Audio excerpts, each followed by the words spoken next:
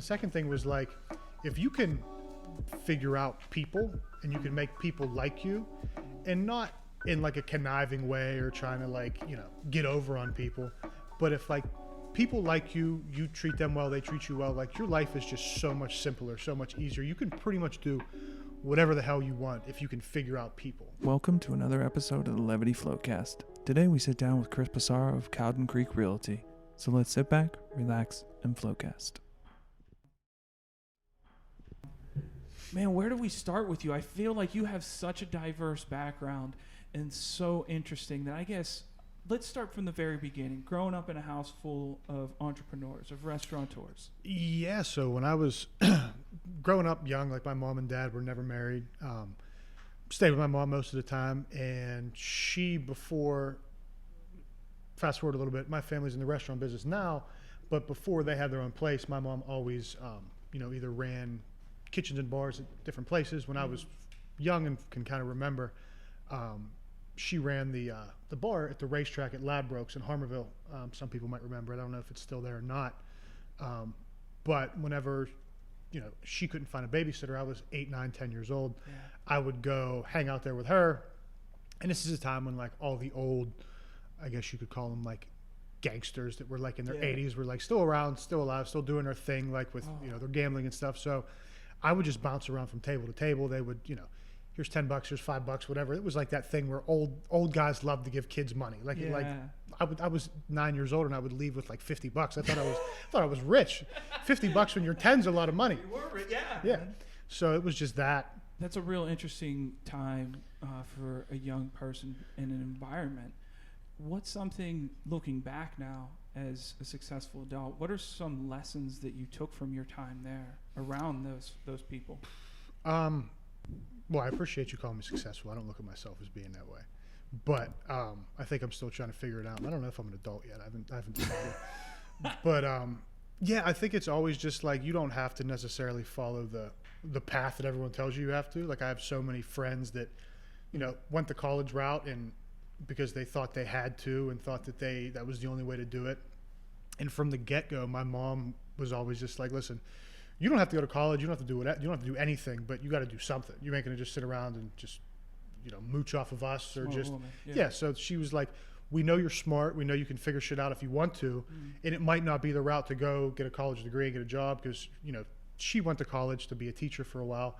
Didn't work out for her. And she, they figured out their thing and, were doing very well for themselves. So to not judge myself for not being like everybody else was the first thing.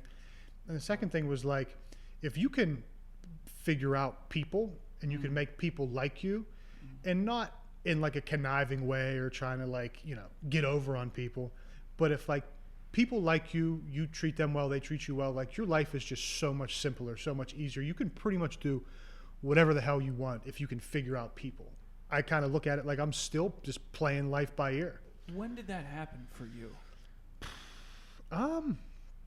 Well, I don't know. I think whenever I was working before, when I was still probably like a sophomore, junior in high school, like when everyone was like, so what do you want to be when you grow up? Like they're doing like the career days. They're having people come in and talk to you. And like, I didn't really know. Like all my friends, regardless of it was bullshit now or not, they had a plan. They wanted to be an engineer, an attorney, or whatever. And I didn't want to do anything. Like I knew that I could talk to people. I liked people. And I wanted to make money. Like I like nice things. Like, just from like a scale perspective, like I always worked. I always had money for my age. Like I always pretty much could buy what I wanted. And I liked that. And I wanted to be able to scale that to whatever level. So to me, kind of getting through those first couple years of like people, especially like people in school looking at you sideways, like, oh, you don't know what you want to do. You don't, have a clear path. You kind of start judging yourself like, what the hell's wrong with me? Oh. And like they have it all figured out. And then I think it was probably like after I graduated, I did go to college. I was enrolled for a semester. I went for about 2 weeks, and it was just at that time, the summer before going into college, I started playing poker online and kind of developed that skill. And I saw on the post that it was like, you called me like a professional poker player. And I've never like thought of myself like that. I think of like the people that are, on television playing in their tournaments and stuff. So, but I guess I did support myself doing it for a few years. So I guess you could technically consider that. But, you know, seeing that I could make money just doing something that I enjoyed. Yeah. And it just got to a point where, you know, you're making a few $1,000s a month, which with no college degree and not really doing anything too strenuous, it's like, okay, this is something real. This is something that like I could technically support myself doing. Yeah.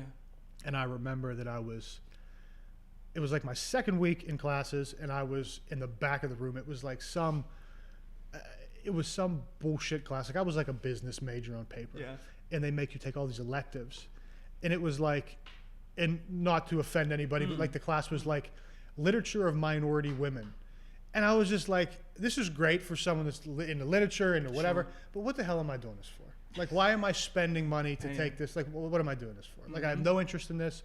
There's nothing wrong with it. It's just not my thing. Right. And I remember I was sitting in the back of that class, and I was playing cards on my computer, and the teacher was doing his thing. It was like a 42-minute class.